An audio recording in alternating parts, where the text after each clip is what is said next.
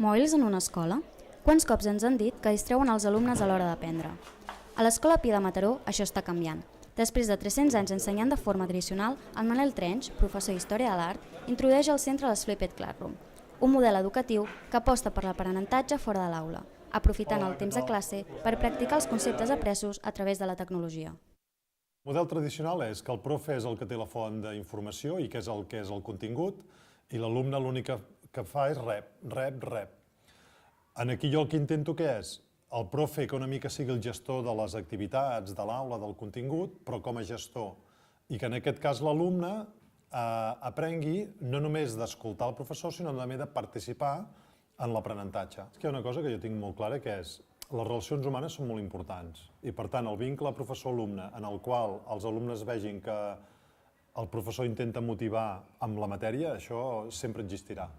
No és per trencar el mètode tradicional, sinó per mi és la idea adaptar-me al segle XXI. I d'entrada es veu una mica com un cert rebuig i d'entrada una mica costa entendre-ho, però és veritat que jo avui en dia no m'imagino fer tot el que faig del curs sense l'ús de la tecnologia.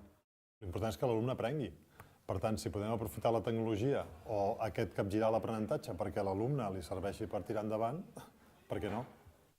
El professorat ha de sortir de la zona de confort. La zona de confort és allò de dir, jo tinc el llibre i ja tinc el contingut i llavors el transmeto a l'alumne. Dona activitat una mica que serveixi per entendre.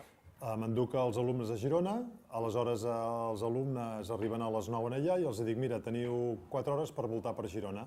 En aquestes 4 hores visitaven aquests llocs, responien a aquestes preguntes i els hi sortia una puntuació. Jo em pensava que deies que estaves estudiant.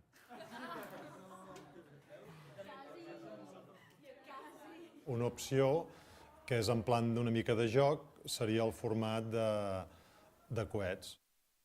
Segons el nombre de grups que tinguis, una mica el que pots fer és una certa part de competició, a veure qui són el que arriba primer.